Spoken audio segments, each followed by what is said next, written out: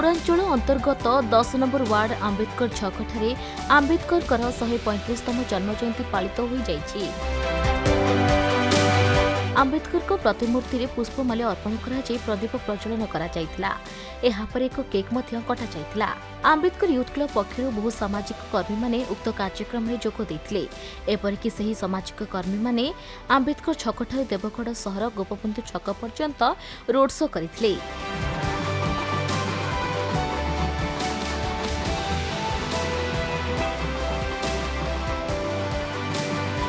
बाबा साहेब आंबेडकर संविधान SC ST अनुसूचित जाति जनजाति पछुआ वर्गों अधिकार पर लड़ीते। एथिपई आज भी से समस्त स्मरणीय हो रही।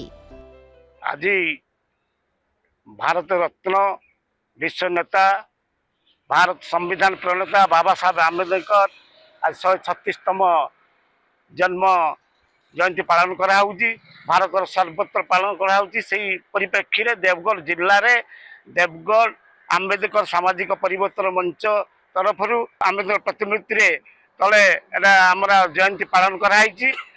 जिलार सर्वत्र समस्त महिला जनसाधारण पिला माने विद्यार्थी माने आज योगदान करिसेंती।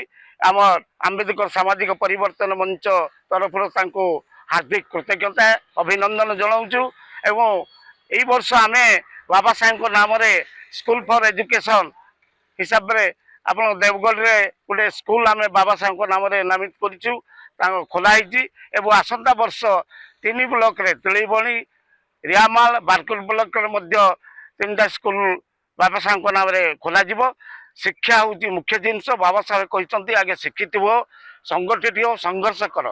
तेणु से दृष्टि आज आम मैंने समस्त दलित आदिवासी पछुआ वर्ग एवं माइनॉरिटी माने समस्त को आह्वान कराऊँ बाबा साहेब संविधान प्रति सम्मान जनाइबा। एवं आज संविधान जेपरी वर्तमान परिप्रेक्षी में तार पक्षछेदन कराऊँच तार दृढ़ आम प्रतिवाद करुचु। संविधान बंचिले देश बंचब। तेणु आज आम आंबेडकर सामाजिक परिवर्तन मंच तरफ आज सहर परिक्रमा कराइला। आज हूँ वर्ल्ड रो बिगेस्ट फेस्टिवल बाबा साहेब आंबेडकर जन्म दिवस सारा वर्ल्ड मानुची। आम भारत भी आमर सरकारी प्रशासनिक क्षेत्र में पालन हो विशेषकर आम एससी एसटी लोक मैंने पालन करुचु। विशेषकर कहीं जो संघर्ष जो अवदान बलिदान एससी एसटी लोक अच्छी विशेषकर जो मानव मानव एक समान जो मंत्र मूल मंत्र से मूल मंत्र को आधार करके आम भी आज देवगढ़ जिले में आंबेडकर सामाजिक परिवर्तन मंच एवं आंबेडकर यूथ क्लब तरफ आम आज 136तम जयंती पालन करूँ। आ बहुत सुंदर भाव आडंबर भाव आम पालन करूँ। आम आज दिन में आम गोटे माने आह्वान देवु आमर समाज को देशवासी को कि आम एठी कौन प्रकार राजनीति न करी जाति धर्म उपरे कौन प्रकार राजनीति न करी भाईचारा भितर देश कि गोटे भल देश जोटा कि आज सरकार कहूँ कि माने विश्वगुरु करने विश्वगुरु हो पार कि आम समस्त जदि संगठित होकर रहा आम भाईचारा भितर रहा ये कौन जाति धर्मर जदि कौन राजनीति न हुए ताले हम। जय भीम जय भारत जय संविधान।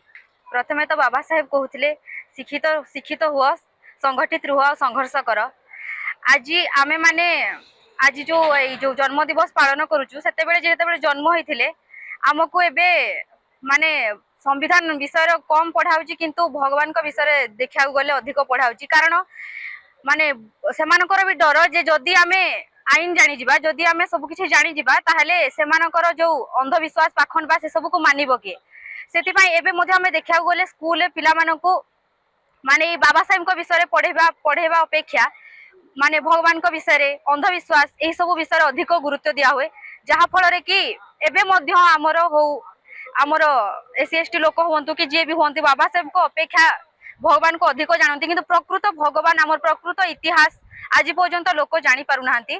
तथापि आमे आज बहुत आनंदर सह बहुत खुशीर सह ए दिवस को पालन कलु एवं समस्त को मु कहबी कि आमर प्रकृत इतिहास को जानतु प्रकृत इतिहास को जानी बाबा साहेब को जानतु संघर्ष कहानी को जानतु एवं ताकू जानी आगो को जानतु जेमिति हमको डरेबा लोक कहीं नथिबे। देवगढ़ देवानंद नायक रिपोर्ट खबर ओडिशा।